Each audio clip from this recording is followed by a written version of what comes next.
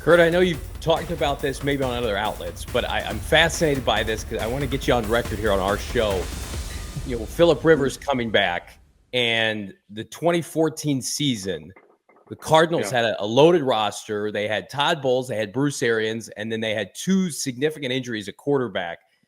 Am I to understand this correctly? Like, you were maybe intrigued with the possibility of coming out of retirement. Can you give us like the definitive statement on what happened that year? Because I'm going to tell you right now, we definitely would have been all for that here in the Bird game. I mean, intrigued. I'm not sure that's the right word. But yeah, when all that was going down, and there was a lot of talk, obviously, because I still live here in Arizona. A lot of talk everywhere. They should call Kurt. Kurt lives down the street. See if he'd be willing to come back, because they did have a good team and we're going to the playoffs and all of that stuff. And so I remember looking at my wife going, well, okay, if they were to call, what do you think? Because she's usually the level-headed one to be like, you're an idiot, like you're crazy. This is stupid. Why would you even think about that? And she actually gave me the kind of like, I'm in. Short period of time, like, what the heck? I actually went out in my backyard. I have a field in my backyard. So I went out in the backyard and took some drops and started throwing the football a little bit. Like, okay, if they were able to call, could I do this? Like, because I'm, not a guy that, goes out in my backyard on a weekly basis and picks up a football. But I'm like, oh, okay, I can still throw a football. Like that wasn't the issue either. So like when Phillip came back, I was less worried about him being able to throw a football and make the throws that he needed to make.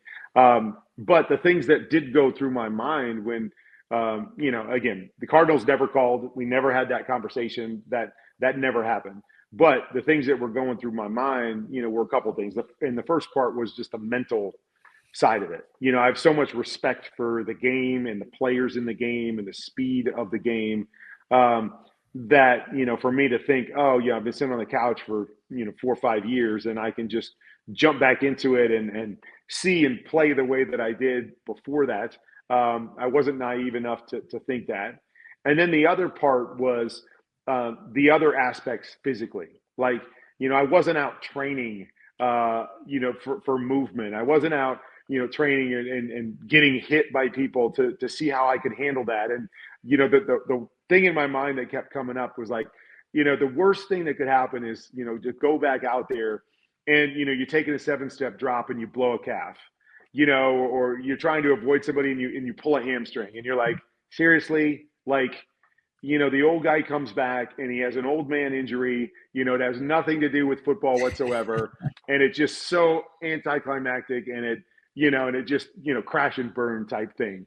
And so, those were the things that were going through my mind. And even the things that were going through my mind when Phillip was out there this past weekend, I think it was must-watch TV for all of us football fans. And we didn't have any idea how this was going to go. And I think most of us probably saw it going, more badly than we thought it was going to go good.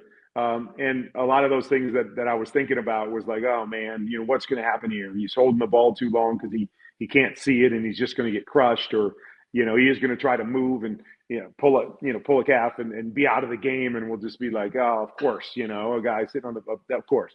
So those were the things that were going through my mind. That was the process that I went through. But yes, it was less being intrigued and it was more probably feeling obligated, to my old team. And if they thought, for any reason, I could have been the best option, I would have definitely, considered it and, and seen it where it went. Man, I just speak for everybody where I just say, Steve and Bruce, you should have picked up the phone. I'm probably glad they didn't. I am probably glad they didn't from my perspective.